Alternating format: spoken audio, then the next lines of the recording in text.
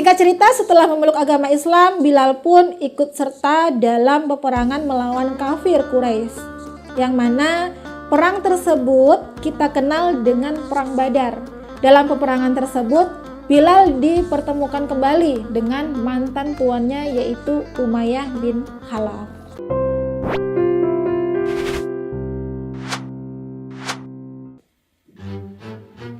Assalamualaikum warahmatullahi wabarakatuh. Jumpa lagi di channel YouTube aku. Dari video sebelumnya, kisah tentang imam besar yaitu Imam Syafi'i. Nah, di videoku kali ini aku ingin berbagi kisah tentang sahabat Nabi Muhammad SAW yang sangat mulia dan terkenal di penjuru dunia. Dalam kisahnya ini beliau sangat sabar, pemberani dalam berjihad membela agama Allah. Seorang sahabat yang dipilih Allah sebagai simbol keadilan dan kesempurnaan Islam, yang mana simbol ini menjelaskan bahwa tidak adanya perbedaan antara manusia kulit hitam dan kulit putih, perbedaan jenjang sosial, ekonomi maupun jabatan. Itu semua tak berpengaruh di hadapan Allah, tapi yang berpengaruh adalah keimanan dan ketakwaan seseorang. Siapa lagi kalau bukan Bilal bin Rabah, seorang sahabat yang telah dijamin surga oleh Nabi Muhammad dan tak mudah mendapatkan jaminan masuk surga tanpa hisab. Mengapa beliau mendapatkan keistimewaan tersebut? Karena semasa hidupnya masuk Islam, beliau pernah berkata pada Nabi Muhammad SAW sambil menangis bahwa ia melakukan sholat sunat 2 rakaat setiap kali selesai bersuci atau berwudu. Dikisahkan Bilal bin Rabah adalah seorang budak berkulit hitam yang terkenal akan keimanan dan ketauhidannya. Sebelum masuk agama Islam pun, Bilal sudah menunjukkan akhlak yang baik. Ia tercatat sebagai orang pertama kali mengumandangkan azan dalam sejarah Islam. Ayahnya bernama Rabah, sedangkan ibunya bernama Hamamah. Ibunya seorang budak wanita berkulit hitam yang tinggal di Mekah. Sebagian orang memanggil Bilal dengan sebutan Ibnu Sauda atau putra wanita hitam. Nah, teman-teman sekalian, sebenarnya sebutan itu adalah hinaan bagi mereka yang berkulit hitam, karena pada saat itu Bilal hidup dalam keterbudakan. Bilal dibesarkan di Mekah. Sebelum masuk Islam, Bilal menjadi budak pada tuannya Umayyah bin Khalaf.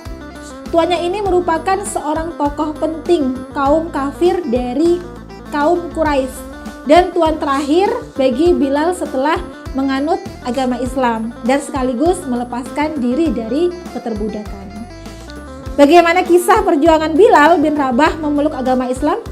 Begini ceritanya. Bilal bin Rabah hidup di masa jahiliyah, yang mana para budak disiksa bahkan dibunuh hanya dengan kesalahan sepele yang diperbuat oleh budak. Bilal melihat kondisi cara orang-orang beribadah menyembah berhala, bahkan para budak dipaksa untuk mengukir patung-patung dan menyembah patung tersebut. Dengan melihat kondisi seperti itu di Mekah, bergejolaklah hati Bilal. Mengapa mereka menyembah berhala, sebuah patung, padahal di tengah-tengah mereka ada Ka'bah? Hingga suatu hari sampai ke telinga Bilal kabar tentang Nabi Muhammad SAW yang membawa ajaran agama Islam. Orang-orang Mekah banyak yang membicarakan Rasulullah pada waktu itu, tak terkecuali Umayyah bin Khalaf, majikan Bilal. Banyak orang yang membencinya, namun tak sedikit pula yang takjub dengan kemuliaannya.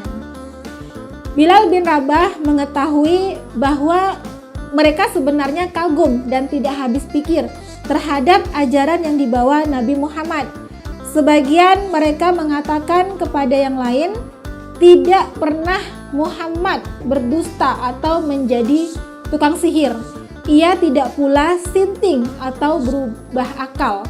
Namun kita terpaksa menuduhnya demikian untuk membendung orang-orang yang berlomba-lomba masuk agamanya. Nah, teman-teman, selicik itu kafir Quraisy terhadap Nabi Muhammad SAW pada waktu itu ya. Kebencian kafir Quraisy saat itu justru semakin meyakinkan Bilal. Ia yakin bahwa agama yang dibawa Nabi Muhammad adalah sebuah kebenaran yang nyata baginya. Hingga akhirnya ia menjumpai Rasulullah dalam majelis pertemuan. Dikatakan Nabi Muhammad SAW pada majelis itu bahwa di hadapan kita ada Ka'bah, tempat suci. Allah yang menciptakan langit dan bumi. Tidak boleh menyekutukan Allah, itu adalah perbuatan syirik. Umat muslim menjunjung tinggi keadilan. Tak ada bedanya antara kaum yang satu dengan yang lainnya. Dilarang membunuh sesama manusia, dilarang berbuat maksiat. Kita semua sama di hadapan Allah. Yang menjadi pembeda adalah ketakwaan kita sebagai umat muslim. Nah, mendengar itu semua, Bilal semakin bergejolak. Semua yang menjadi kebimbangan Bilal terjawab semua. Apa yang disampaikan Rasulullah itu yang sedang Bilal lihat, yaitu suatu kezoliman, hinaan, ketidakadilan, bahkan maksiat merajalela. Akhirnya Bilal pun mendatangi Rasulullah untuk menyatakan dirinya masuk Islam dan mengucapkan syahadat. Ia pun termasuk ke dalam golongan orang yang pertama kali masuk Islam. Setelah itu, berita keislaman Bilal bin Rabah didengar oleh tuannya Umayyah bin Khalaf. Mendengar budaknya masuk Islam, Umayyah sangat marah. Bilal bin Rabah kemudian disiksa oleh Umayyah tanpa henti. Leher Bilal diikat dengan tambang kurma dan dia diseret seperti binatang hingga sekujur tubuhnya berdarah. Tetapi Bilal diam saja dengan pasrah dan sama sekali tidak memperlihatkan rasa sakit. Di siang hari yang sangat panas, Bilal disiksa tanpa diberi makan dan minum. Sorenya Bilal dibawa ke suatu tempat yang permukaan tanahnya rata dan berpasir panas di atasnya. Bilal bin Rabah oleh majikannya ditelentangkan, kemudian di atas dadanya diletakkan batu besar dan berat sehingga sulit baginya untuk bergerak. Siksaan kejam itu terus diulang setiap hari untuk memaksa Bilal kembali memeluk agama nenek moyangnya. Bilal dipaksa menyebut Lata dan Uzza, dua berhala yang mereka tuhankan. Namun ia tetap mempertahankan keimanannya dengan menyebut kata Ahad. Ahad yang dimaksud adalah Esa, Tuhan yang Esa. Hingga suatu hari kabar siksaan Bilal ini sampai kepada Abu Bakar Asy-Siddiq. Akhirnya Abu Bakar pun membebaskan Bilal dengan memberikan sejumlah emas kepada Umayyah. Terbebaslah Bilal dari perbudakan dan semenjak itu di kalangan kaum muslimin beliau dipanggil tuan, bukan lagi budak. Singkat cerita, setelah memeluk agama Islam, Bilal pun ikut serta dalam peperangan melawan kafir Quraisy, yang mana perang tersebut kita kenal dengan Perang Badar.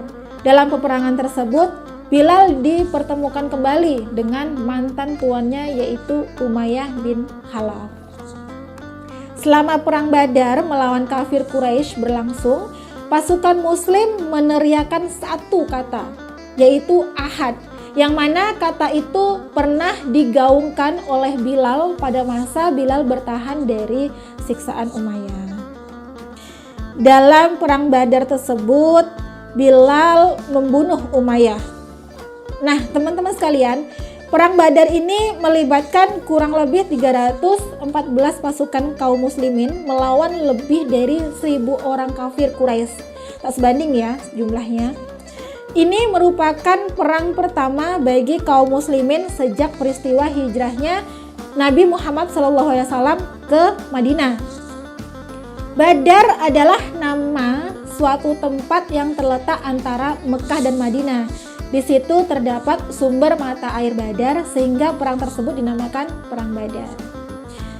Disebutkan pula bahwa Nabi Muhammad SAW berperang melawan kaum kafir Quraisy bukan untuk mendapatkan kekuasaan, kekayaan, kesenangan pribadi maupun golongan, namun kaum muslimin ingin mempertahankan dan menegakkan eksistensi agama Islam. Kita kembali ya ke cerita Bilal. Setelah kemerdekaannya, Bilal sangat setia terhadap Nabi Muhammad SAW. Kemanapun Nabi pergi, Bilal selalu mengikutinya. Bahkan Rasulullah lah yang menunjuk Bilal untuk pertama kalinya mengumandangkan azan sebelum melakukan sholat wajib. Setelah kaum muslimin menaklukkan kota Mekah, Bilal pula orang pertama yang mengumandangkan azan di kota Mekah.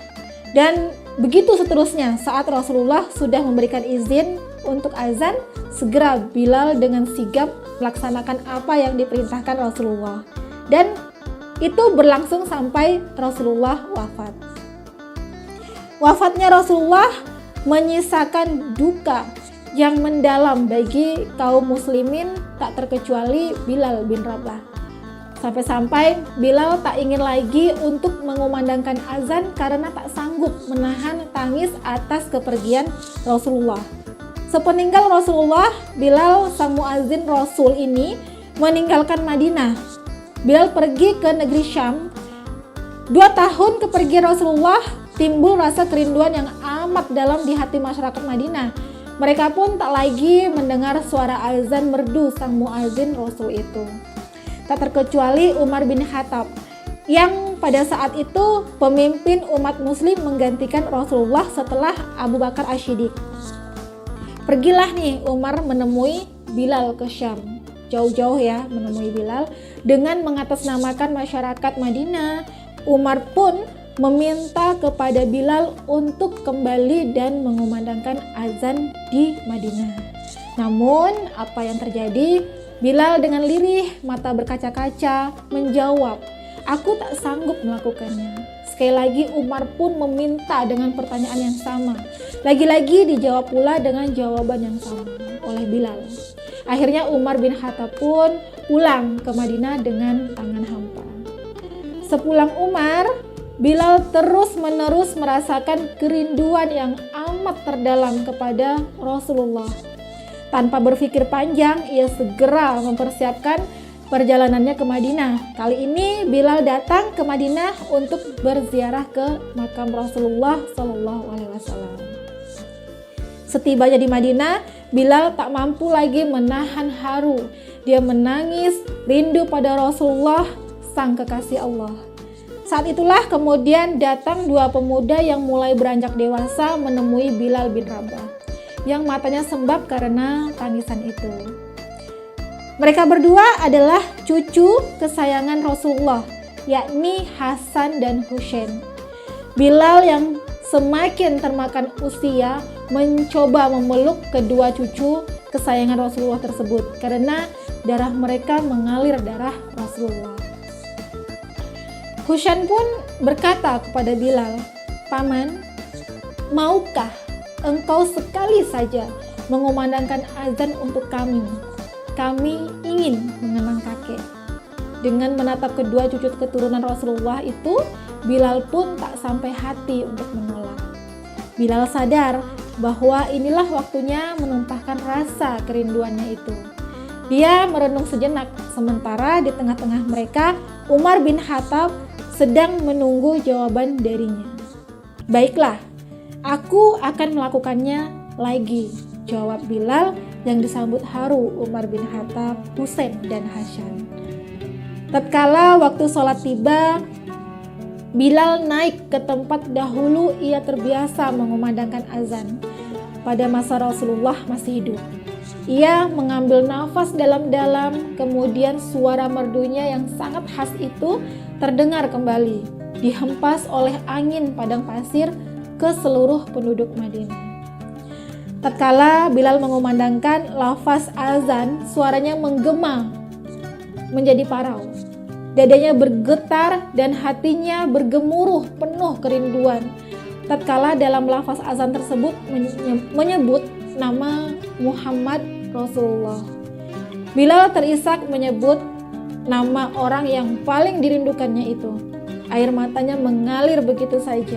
terlintas sebuah kenangan Bilal tentang sosok Rasulullah SAW. Semua ingatan itu membuat Bilal tak sanggup melanjutkan azan pada lantunan lafaz tersebut. Namun, di luaran sana, warga Madinah berlarian ke arah sumber suara itu sambil berteriak histeris sewaktu Bilal sampai pada lafaz asyhadu anna Muhammadan Rasulullah. Seolah-olah Nabi Muhammad SAW hadir kembali di tengah-tengah mereka. Suasana itu kemudian membuat seantero Madinah pecah oleh tangisan. Begitu cintanya dan rindunya mereka terhadap Rasulullah SAW. Seorang sahabat Nabi yang derajatnya diangkat ketika melafazkan syahadat. Kemudian atas perintah Rasulullah, ia diminta untuk mengumandangkan azan. Dan sampai kiamat menjelang, Bilal bin Rabah dikenal sebagai orang pertama yang mengumandangkan azan. Dengan kesabarannya, keikhlasannya, dan tanggung jawabnya, sehingga Bilal dijamin surga oleh Rasulullah atas petunjuk dari Allah Subhanahu wa Ta'ala. Semoga dengan kekuatan ibadah kita berjumpa pula kita dengan Bilal bin Rabah dan Rasul kita. Amin, Allahumma amin. Nah, demikianlah sepenggal kisah mengenai Bilal bin Rabah. Semoga bermanfaat. Mohon maaf apabila ada kekurangan dalam penyampaian, karena pada hakikatnya kesempurnaan hanyalah milik Allah Subhanahu wa Ta'ala. Apabila ada kisah yang ingin kalian dengar melalui YouTube aku, komen di bawah ya, biar jadi referensi aku nantinya. Wassalamualaikum warahmatullahi wabarakatuh. See you next time. Bye bye.